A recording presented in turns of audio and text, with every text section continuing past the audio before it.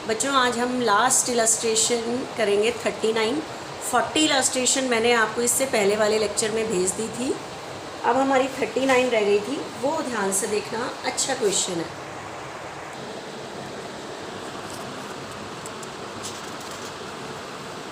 देखना बच्चों ध्यान से। A, B, C were partners sharing profit in the ratio of in the proportion of their fix capital. Capital की proportion में बांटते हैं, ठीक है। तो कैपिटल की प्रपोर्शन में बांटते हैं मतलब ये जो कैपिटल है इसको काट के जो रेशो बनती है दैट इज़ कॉल्ड 5:3:2। ये कहा है क्वेश्चन में कैपिटल की रेशो तो यूज़ कर रहे हैं, अदरवाइज कभी भी रेशो नहीं होती तो इक्वली मानते हैं, क्योंकि in the absence of partnership deed profit will be distributed equally. Bank, stock, debtor, as loan. अब एज लोन हमें डेबिट साइड में पहले आज तक नज़र नहीं आया।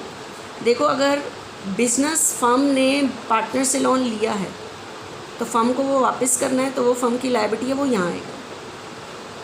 ये लोन फर्म ने लिया नहीं है, ए को दिया हुआ है, तो दिया हुआ है तो ये पैसे ए से वापस मिल जाने हैं, तो ये फर्म की असेट है। तो फर्म ने ए को लोन दिया हुआ है तो ये डेबिट साइड वाला लोन फर्म की असेट है। Plant and machinery, land and building and profit and loss का बैलेंस यहाँ अनडिस्ट्रीब्यूटेड लॉस को शो करता है, लेकिन इस बार डेट मेंशन है तो इसका मतलब ये सिर्फ इसी साल का है, 17 का।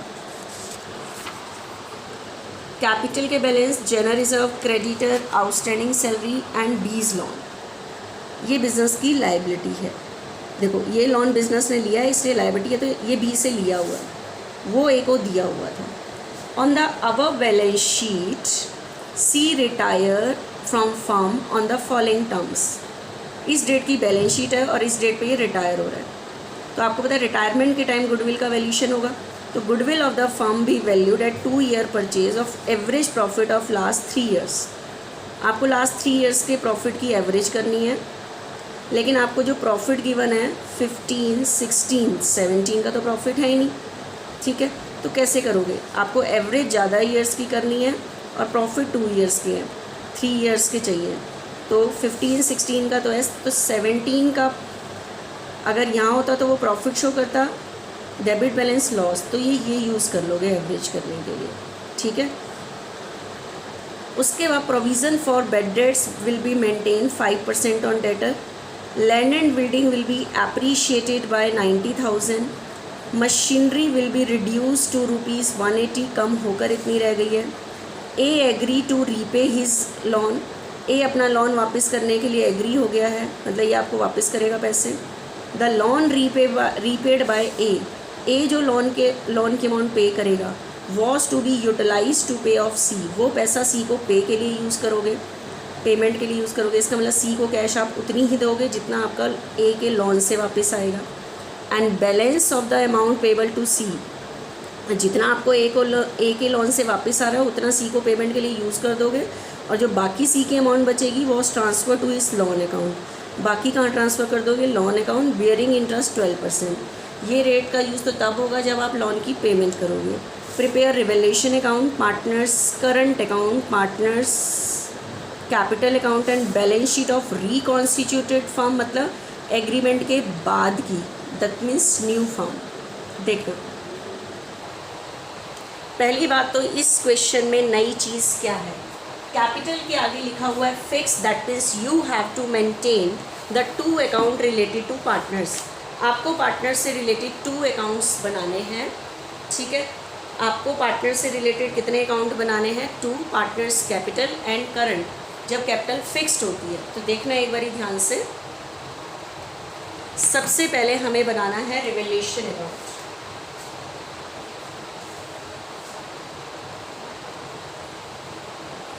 रिवेलेशन अकाउंट,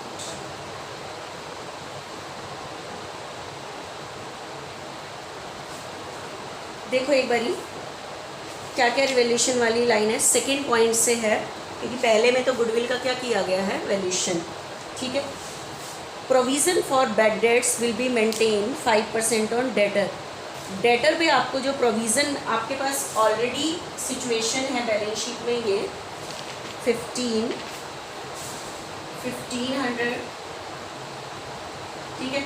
आपके पास कह रहा है प्रोविज़न कितना मेंटेन करना है, 5%। तो ये बेड डेट्स नहीं है, प्रोविज़न है, तो प्रोविज़न इस पर ही बनेगा। तो 15 पर 5% मेंटेन करना है, दैट मीन्स 750। और ऑलरेडी कितना बना हुआ है, 15, और मेंटेन करना है 750। तो फालतू बना हुआ है ओल्ड बैलेंस शीट में। कितने से फालतू बना हुआ है, 750 से। तो 750 से प्रोविज़न रिड्यूस करना है। प्रोविज़न रिड्यूस करना मेरे लिए प्रॉफिट रिवैल्यूएशन के क्रेडिट में। तो रिवैल्यूएशन के क्रेडिट में by provision for doubtful debts 750। Next, land and building will be appreciated by 90,000। Building कितने से बढ़ गई है, 90,000 से। तो एंट्री होगी land and building account debit to revaluation, 90 by लिखा हुआ है, कितने से बढ़ गई है। Plant and machinery will be reduce ₹2,180, by नहीं है 2, कम होकर इतनी रह गई है। तो प्लांट एंड मशीनरी अंदर है 2 लाख और कम होकर रह गई है 180, तो 20 से रिड्यूस हुई। तो रिड्यूस होना लॉस रिवैल्यूएशन के डेबिट में। तो revaluation account debit to plant and machinery 20, ठीक है, कम होकर 180 रह गई है, तो 20 से रिड्यूस हुई। उसके बाद कह रहा है A agree to repay his loan, A अपने लोन की पेमेंट करेगा, तो इसका रिवैल्यूएशन से कोई रिलेशन नहीं है। फिर नेक्स्ट लाइन सी की पेमेंट से रिलेटेड है, तो मेरी ख्याल से रिवैल्यूएशन तो हो गया, कोई ऐसी चीज़ नहीं आई, तो इसको तो क्लोज करो। 90,750 में से 20,000 लेस करोगे, 70,750, ठीक है। तो इस प्रॉफिट पे किसका राइट है, पार्टनर का। तो profit transfer to partners capital account, partner के नाम है ABC। एक तो ध्यान रखना कैपिटल फिक्स है, फिक्स के केस में कोई भी चीज़ हम सिर्फ कैपिटल का बैलेंस कैपिटल अकाउंट में रखेंगे, बाकी सारी चीज़ें पार्टनर को कौन से अकाउंट में ट्रांसफ़र करेंगे, करंट अकाउंट में, ठीक है। तो इस बार पार्टनर्स कैपिटल नहीं लिखना, क्या लिखना है, पार्टनर्स करंट अकाउंट। ABC जो भी रेशो है, ओल्ड रेशो थी 5:3:2, कैपिटल को काट के बनी थी जो, ठीक है। तो ये डिस्ट्रीब्यूट कर लेना, 35,375, 21,225, 14,150 कर लेना आपने, ठीक है। आपको पता है इस टाइम कैपिटल फिक्स है, कैपिटल फिक्स के केस में आपको पता है हमें अपनी स्टार्टिंग वाली कैपिटल मतलब बैलेंस शीट वाली कैपिटल में कोई चेंज नहीं करना, ठीक है। कैपिटल में हमें कोई चेंज नहीं करना। तो पार्टनर्स से रिलेटेड कितने अकाउंट मेंटेन होते हैं, 2, partners capital and partners current account, ठीक है। तो 2 अकाउंट मेंटेन करो इस टाइम। सिर्फ स्टार्टिंग वाली कैपिटल यहाँ आएगी ABC, बैलेंस इसमें लिखा जाएगा, partners capital account and partners current account.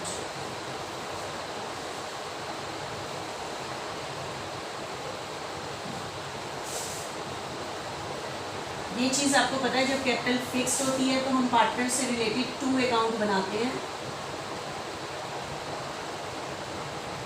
Current account is just like a capital account, increase पे क्रेडिट, डिक्रीज पे डेबिट, ठीक है। स्टार्ट करो, सिर्फ कैपिटल का बैलेंस कैपिटल अकाउंट में लिखना और कुछ नहीं।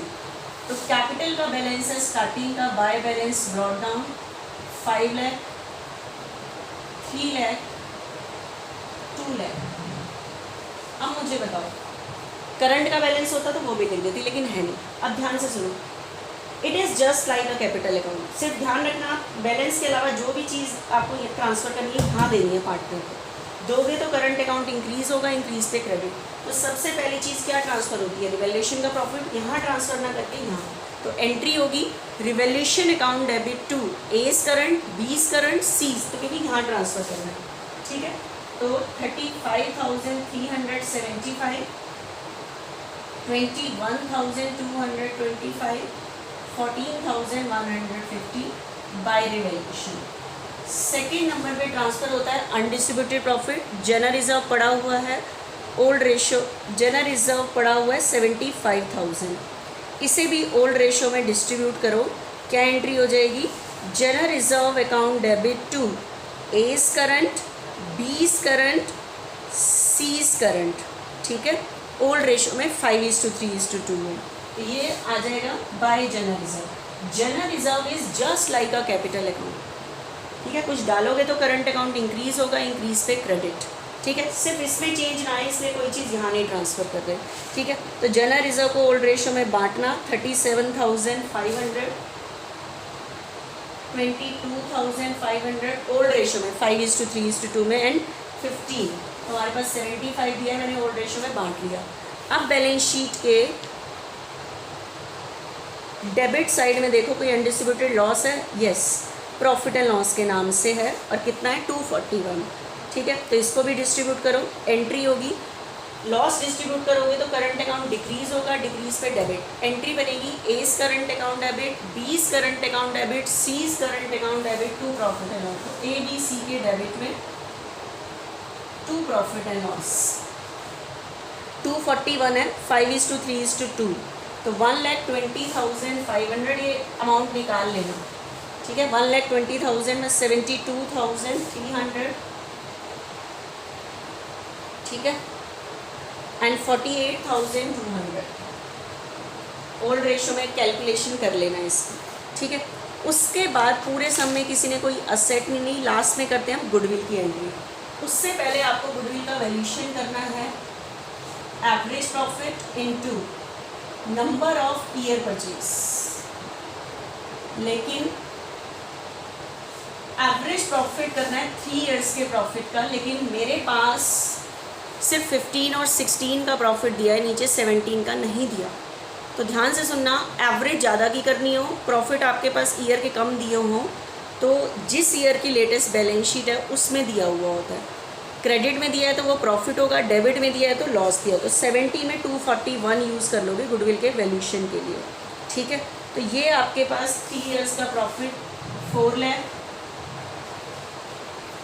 और कितना है, ये 15 का है, 16 का, लेकिन 17 का प्रॉफिट नहीं है, लॉस है, 241, ठीक है। टोटल प्रॉफिट डिवाइडेड बाय 3, तो हमारे पास 4 और 3 7 लाख, 241, 559, कितना आ जाएगा, सॉरी 459, ठीक है, 459। तो हमारे पास ये टोटल आ जाएगा 459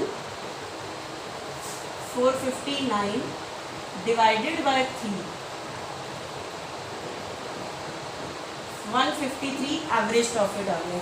ये वर्किंग नोट में निकालना है, average profit into number of year purchase, कितना लिखा हुआ था गुडविल के वैल्यूएशन के लिए 2, लिखा था 2 year purchase of average profit of 3 years, average करनी है 3 ईयर्स के प्रॉफिट की, नंबर ऑफ ईयर परचेज 2 है,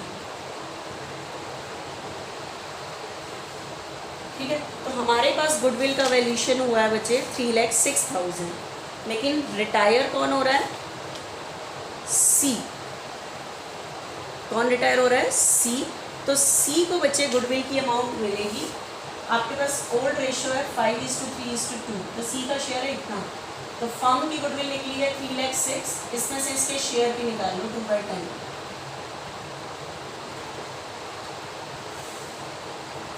61,200। तो गुडविल की एंट्री क्या होगी, और ध्यान रखना इस बार हमें कैपिटल अकाउंट में नहीं देनी, करंट अकाउंट में देनी, और गेनिंग रेशियो में करंट से ही कटेगी। तो सी को गुडविल की अमाउंट मिलेगी, हम उसके करंट अकाउंट में डालेंगे 61,200, देंगे कौन, कैपिटल नहीं, करंट से ही काटेंगे, ठीक है, 20 करंट, और ये किस रेशियो में देंगे, गेनिंग रेशियो में देंगे। अब आपको क्वेश्चन में चाहिए गेनिंग रेशियो। आप बताओ, पूरे क्वेश्चन में आपके पास न्यू रेशियो नहीं है, पूरे क्वेश्चन में क्या नहीं है, न्यू रेशियो नहीं है, तो ओल्ड रेशियो ये है, तो न्यू रेशियो अजम्पशन मेथड से, और आपको पता है जब न्यू रेशियो अजम्पशन मेथड से निकालते हैं तो हमारी गेनिंग भी न्यू के इक्वल आएगी 5:3, तो 61,200 को ये इसे देंगे, गेनिंग रेशियो में देंगे, ठीक है। गेनिंग रेशियो है 5:3, तो 5:3 की रेशियो में देंगे तो ये आ रहा है 38,250, ठीक है, 38,250 एंड 22,950, ठीक है, ये हो गया पूरा। अब इसकी कॉस्टिंग हो गई, तो सी करंट के क्रेडिट में 38,250, 22,950 एंट्री का opposite by A's current by B's current, A और बी के डेबिट में 38,250 एंड बी के डेबिट में 22,950 टू सीज करंट, ठीक है। मतलब ये सारी चीज़ें अभी तक हम कैपिटल अकाउंट में दे देते हैं। आप बताओ मैंने ये सारी चीज़ें कैपिटल में डालूंगी तो कैपिटल में क्या आ जाएगा, चेंज। और फिक्स के केस में होता है कि कैपिटल में चेंज नहीं आना चाहिए, जो ओपनिंग बैलेंस है वो एज इट इज़ आना चाहिए, इसलिए करंट अकाउंट खुलता है, ठीक है। तो अब मैंने सारी चीज़ें डाल दी। इसके बाद अब मेरी बात को ध्यान से सुनो। अगर सिर्फ बैलेंस निकालना होता था कोई दिक्कत नहीं, इसके भी बैलेंस निकालते, इसके भी निकालते, लेकिन आपको पता है अब जो रिटायरिंग पार्टनर होता है उसकी तो मुझे या तो कैश पेमेंट करनी है या लोन में ट्रांसफ़र करना है। अब कैसे करें, सी की स्टार्टिंग वाली कैपिटल यहाँ है और बाकी बैलेंस हमने उसको यहाँ दिया है, ठीक है, बाकी बैलेंस उसका यहाँ पे और यहाँ पे भी कुछ है। तो अब क्या करें, अब एक चीज़ बताओ, आपको पता है आप बैंक में पैसे डिपॉजिट कराते हो, बैंक आपके नाम का अकाउंट खुलता है और बैंक आपके पैसे को क्रेडिट में रखता है क्योंकि आपके पैसे बैंक की लायबिलिटी है। आपके बैंक में 2 अकाउंट खुले हुए हैं, मान लो 2 अकाउंट खुले हुए हैं अलग अलग नाम से, लेकिन दोनों, एक में आपके 1 लाख डिपॉजिट है, एक में आपने 5 लाख डिपॉजिट है। बैंक आपके पैसे को रखता क्रेडिट में है क्योंकि आपका पैसा बैंक की लायबिलिटी है, ठीक है, दोनों अकाउंट में आपका पैसा। अब बैंक आपको पे करना है 6 लाख, एक तो तरीका है 1 लाख यहाँ पे करे, 5 लाख यहाँ पे करे, पे हो जाएगा। एक तरीका है कि इस अकाउंट का बैलेंस यहाँ ले आए तो टोटल 6 लाख आपको यहाँ पे पेमेंट कर दे, ठीक है। तो वही चीज़ करनी है यहाँ पे, आपको पता है कैपिटल फिक्स है लेकिन सी की पेमेंट होनी है, तो क्या करना है, सी का ये जो करंट का बैलेंस है पूरा उठा के यहाँ ले आओ, बैलेंस निकालो और यहाँ ट्रांसफ़र कर दो कैपिटल अकाउंट में, तो टोटल बैलेंस आ जाएगा सी को कितना पेमेंट करना है। तो पहले आप सबसे पहले सी करंट का बैलेंस निकालो कि सी के करंट अकाउंट का बैलेंस कितना है, ठीक है। सी के करंट अकाउंट का सबसे पहले बैलेंस निकालते हैं 90,350, 90,350। सी के इस डेबिट में से ये लेस कर दो 48,000, ये आपके पास आ रहा है 42,150, ये इसका मतलब सी के करंट अकाउंट में तो इतना पैसा है, कैपिटल का हुआ है, आपको सी को करंट में तो इतना पे करना है, कैपिटल की इतनी पेमेंट करनी है, या तो अलग अलग करो लेकिन ऐसे नहीं करना। ये जो करंट का बैलेंस निकल के आ रहा है ये कैपिटल अकाउंट में ट्रांसफ़र करो, इकट्ठी यहीं कैपिटल में पेमेंट होगी, ठीक है। तो रिटायरमेंट का स्टेप देख लो कि जब फिक्स के केस में कैसे करते हैं, पूरा करंट अकाउंट बना लो लेकिन करंट सी की पेमेंट करंट अकाउंट की यहाँ मत करो, कैपिटल अकाउंट में ट्रांसफ़र करो। तो ट्रांसफ़र की एंट्री क्या होगी, मुझे बता सकते हो ये करंट का कौन सा बैलेंस है, डेबिट या क्रेडिट? मैंने कहा था जो सेट ज़्यादा होता है तो क्रेडिट ज़्यादा है, तो ये सी करंट का क्रेडिट बैलेंस है। ख़त्म करने के लिए डेबिट करोगे, कितना बैलेंस आ रहा है 42,150, और इस करंट के बैलेंस को ट्रांसफ़र करेंगे सी के कैपिटल अकाउंट। तो सीज करंट के डेबिट में ये जो बैलेंस है इसके आगे तो लिख दोगे सीज कैपिटल, ये सी कैपिटल अकाउंट में ट्रांसफ़र होगा, और सीज कैपिटल के क्रेडिट में 42,150 एंट्री का अपोजिट की कहाँ से ट्रांसफ़र हुआ है, बाय सीज करंट, ठीक है। देखो 2 लाख उसकी कैपिटल थी, ये कैपिटल का बैलेंस भी और करंट का बैलेंस भी ट्रांसफ़र कर दिया। अब इसको ये पे कर दोगे रिटायरिंग पार्टनर का, इस तरह से करंट के केस में इस तरह से करना है आपने, ठीक है। अब सुनो ध्यान से, 2,42,150, 2,42,150 तो सी की कैपिटल का बैलेंस इतना है कि हमने उसकी रिटायरमेंट में उसको टोटल इतने पैसे देने हैं, 2,42,150। अब इसकी पेमेंट के लिए क्या कहा गया था,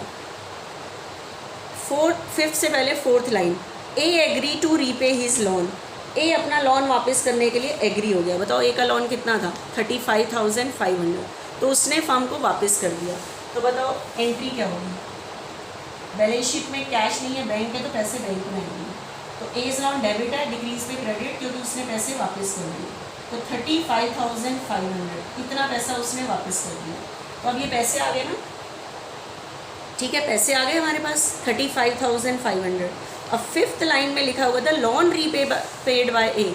ए ने जो लोन वापस किया है was utilise to pay off सी, कि आपने ये जो सी को पेमेंट करनी है वो इसके लिए यूटिलाइज होगा, मतलब 35,500 जो आए हैं उतना आपने सी को कैश देना है। तो इतनी तो कैश पेमेंट करो। बताओ कैश पेमेंट की एंट्री क्या होगी, कैपिटल का कौन सा बैलेंस होता है, क्रेडिट, डिक्रीज पे डेबिट। तो C's capital account debit to bank, तो 35,500 तो कैश पे कर दिया, 35,500 तो कैश पे कर दिया। जो बाकी बैलेंस है,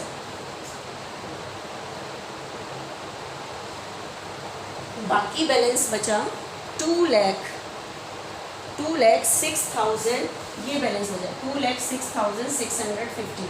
ये जो बाकी बैलेंस है कह रहा है treated as a loan, loan में ट्रांसफ़र कर दो। तो क्या एंट्री होती है लोन में ट्रांसफ़र करने की, कैपिटल का क्रेडिट बैलेंस, डिक्रीज पे डेबिट। तो C's capital account debit to C's loan, तो सीज कैपिटल के डेबिट में आ जाएगा टू सीज लोन। ठीक है, अब सेम कैपिटल ए और बी का ये करके ये तो ए और बी का कैपिटल का बैलेंस आ जाएगा, ये तो गया, और बाय बैलेंस ब्रॉट डाउन। ठीक है, और आपको पता है यहाँ से इस चीज़ से जिस तरह से कैपिटल का बैलेंस निकाला वैसे ही ए और बी का करंट का भी बैलेंस निकालो, करंट का भी क्या निकालो, बैलेंस निकालो। ठीक है, लेकिन करंट का बच्चों ये वाला साइड ज़्यादा नहीं है, ये वाला साइड ज़्यादा है। ठीक है, तो करंट का डेबिट साइड ज़्यादा है ए और बी का। तो करंट का बैलेंस निकालो एक बारी, 1,58,000, ये वाला साइड ज़्यादा है, 1,58,000, ये वाला साइड ज़्यादा नहीं है, ये याद है, 1,58,750 एंड 95,250, 95,250, 1,58,750, 95,250। ठीक है, और इतने में से इतना पोर्शन क्या कर दोगे लेस, तो करंट का भी बैलेंस आ जाएगा, बाय बैलेंस कैरी डाउन। ठीक है, बाय बैलेंस कैरी डाउन निकाल लेना ही मैंने यहाँ लिखना, पहले यहाँ लिखना जैसे बैलेंस निकालते हैं, मतलब नॉर्मली आपको बताया हुआ है 51,525। ये तो वैसे ही खत्म हो गया था। तो आपको पता है ये वाला डेट तो ये ब्रॉट डाउन यहाँ आएगा, तो ए और बी का करंट का डेबिट बैलेंस बचा, और ये बैलेंस शीट में नजर आएगा कैपिटल के साथ।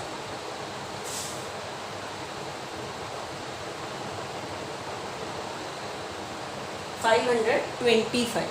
ठीक है, इसके बाद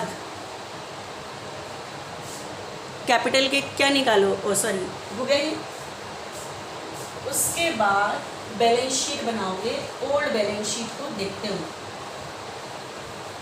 देखना जल्दी से।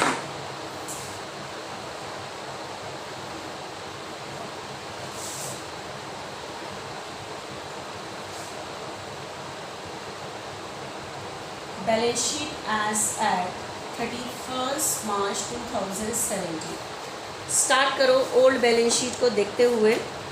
सबसे पहले है बच्चे बैंक का बैलेंस। आपको पता है मैंने बैंक का बैलेंस के लिए बोला था रिटायरिंग पार्टनर को, लेकिन आपने रिटायरिंग पार्टनर को पे करने के लिए बैलेंस यूज़ ही नहीं किया। ए ने जो पहले पैसे दिए 35,000 आए, फिर वो चले गए, तो ये पैसा तो यूज़ ही नहीं हुआ।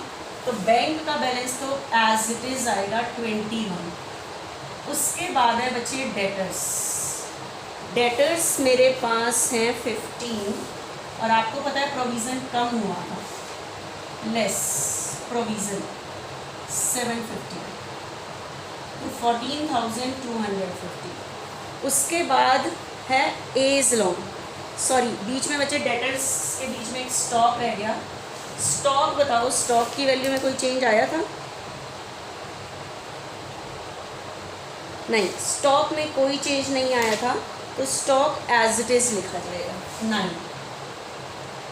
उसके बाद जो चेंज आया था, स्टॉक के बाद प्लांट एंड मशीनरी, बताना प्लांट एंड मशीनरी 20,000 से कम होके 180 रह गई थी, 180। प्लांट एंड मशीनरी के बाद है land and building. Land and building 90 से एप्रीशिएट हुई थी, तो लैंड एंड बिल्डिंग ऑलरेडी है 6 लाख, 90 से एप्रीशिएट हुई तो 690। लॉस दिया हुआ है वो डिस्ट्रीब्यूट हो चुका है। कैपिटल के बैलेंस अभी बाद में लिखते हैं। जनरल रिजर्व डिस्ट्रीब्यूट हो चुका है। क्रेडिटर्स और आउटस्टैंडिंग सैलरी लिख लेना, सेम आएगी, क्योंकि कोई चेंज नहीं है। उसके बाद बीज लोन, बी के लोन में भी कोई चेंज नहीं है। लोन तो लायबिलिटी होती है, 15,000 एज इट इज़ ही आ जाएगा बी का लोन। अब सुनो, आपको पता है सी का हमने इतना पे कर दिया, इतनी लायबिलिटी है, तो ये अभी भी आएगा सीज लोन 2,06,650। और लास्ट में बिजनेस कर रहे हैं ए और बी, तो ए और बी का ये जो कैपिटल का बैलेंस है वो, और प्लस करंट का क्रेडिट बैलेंस नहीं बचा, डेबिट बैलेंस बचा है। तो करंट अकाउंट का बैलेंस डेबिट है तो डेबिट में आएगा। किसका बचा है? ए और बी का, ये वाला, ठीक है, डेबिट। और आपकी बैलेंस शीट क्या कर जाएगी? मैच। क्रेडिट बचता है तो क्रेडिट लिखते हैं, लेकिन इस बार करंट का डेबिट बैलेंस बचा ए और बी का, तो वहाँ दिखाएंगे, ठीक है।